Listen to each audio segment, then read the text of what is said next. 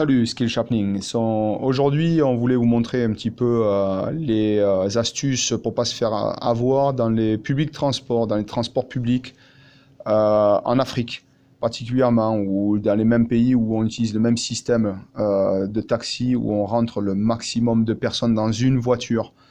Donc c'est plutôt commun ici. Donc là, elle fait un signe, là, pour un exemple, elle fait un signe pour faire arrêter le véhicule. Le gars sort. Il l'a fait rentrer dans le véhicule. Bon, considérez qu'à ce moment-là, déjà, c'est foutu. Elle aurait déjà dû anticiper en connaissant les stratégies qu'ils emploient. Regardez là, elle est au milieu, elle est coincée. C'est terminé, elle est devenue une victime. Je vais vous montrer un petit peu à quel moment on aurait pu éviter ça. Regardez là. Cette position est à proscrire. Pourquoi elle a accepté au tout début de rentrer là? Qui vous dit que ces gars, ils ne sont pas ensemble, ils ne sont pas partenaires? Ils attendaient une victime facile à attraper. Donc en fait, c'était une stratégie. Ils l'ont attendu, il est sorti, il a laissé rentrer, et à ce moment-là, pourquoi elle a accepté? Il faut avoir l'attitude de survie, l'instinct de survie. Donc je vais vous montrer un petit peu à quel moment elle aurait pu éviter ça. Après, je vous montrerai comment sortir d'une situation comme celle-là, qui est très difficile, mais donnez-vous le plus de chances d'éviter ces situations. Ouais, le gars est sorti au tout début. Elle aurait dû lui dire tout de suite, non, je ne veux pas rentrer là, je veux prendre ce siège-là qui est au bord de la portière. Est-ce que c'est possible de le faire? Oui. Elle confirme, ici c'est possible de le faire.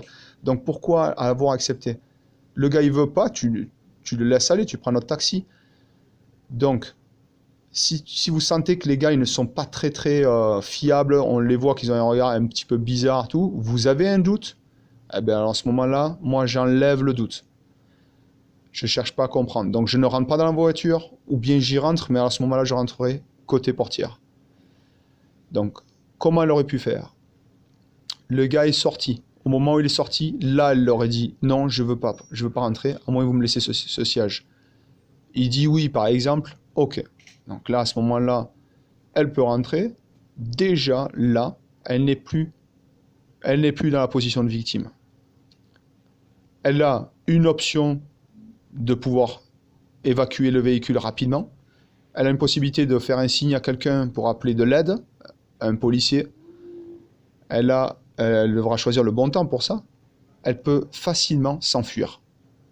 Donnez-vous le maximum de chances, justement, de pouvoir s'échapper.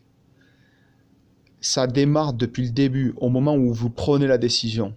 Il faudra prendre, comme un exemple, quand on se bat, il va falloir justement prendre la décision tout de suite. On l'apprend, le body language, justement, votre comportement du corps doit vous montrer que vous prenez la décision tout de suite, c'est fait, et là, vous avez toutes vos chances de vous en sortir. Ça, c'est le conseil.